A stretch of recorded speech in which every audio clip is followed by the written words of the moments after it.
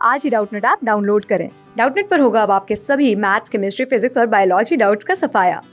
बस अपने क्वेश्चन की फोटो खींचो, उसे क्रॉप करो और तुरंत वीडियो सोल्यूशन पाओ। Download now. देखिए बच्चों, प्रश्न क्या है कि ऊर्जा के दो अनवीकरणीय स्रोत हैं।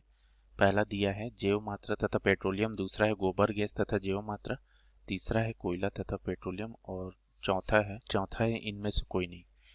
तो देखिए, हमको प्रश्न क्या पूछा जा रहा है, ऊर्जा के अनवीकरणीय स्रोत। तो ये क्या होता है, देखिए मैं यहाँ पर लिख देता हूँ। पहले देखिए मैंने क्या लिखा है बच्चों, यहाँ पर देखिए ऐसे संसाधन, संसाधन हम लोग किसको बोलते हैं, ऐसी वस्तु जो मनुष्य अपनी इच्छाओं की पूर्ति के लिए उपयोग करता है। ठीक है, तो ऐसे संसाधन जो एक बार उपयोग होने के बाद नष्ट हो जाते हैं। ठीक है, और इनका हम लोग पुनः नवीनीकरण ना नहीं कर पाते हैं, उसको रिन्यू नहीं कर सकते हैं ना, दूसरे रूप में फिर उपयोग नहीं कर सकते।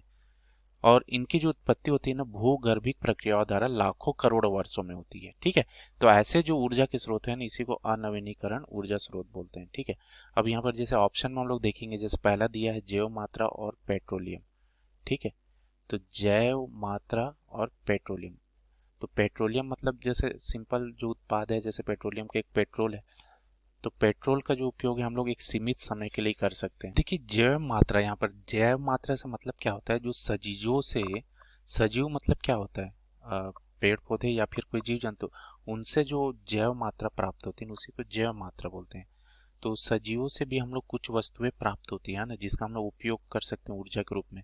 जैसे यहीं पर दिया हुआ है गोबर गैस। ठीक है, तो ये सजीव से ही हमको प्राप्त होता है ना, गोबर से ही तो गोबर गैस बनता है।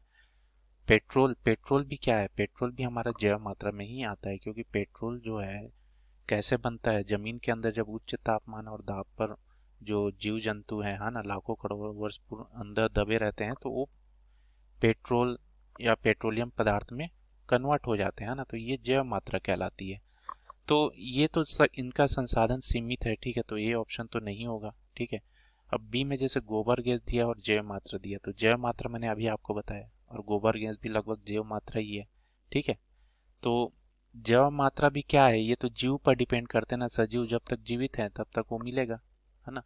तो जीव जंतु की भी तो आयु निश्चित है ना, पेड़ पौधे चाहे जीव जंतु ले ले, तो इनका मात्रा भी क्या है, सीमित है, एक बार उपयोग होने के बाद ये नष्ट हो जाते हैं। ठीक है, तो ये भी हमारा क्या आ जाएगा, ये भी ऑप्शन गलत हो जाएगा। ठीक है, हमको यहाँ पर दो अनवीनीकरणीय स्रोत बोला है ना, और सी में दिया है कोयला और पेट्रोलियम। तो देखिए ये भी तो, इनका भी सीमित संसाधन है ना, इनका एक बार उपयोग करने के बाद नष्ट हो जाता है।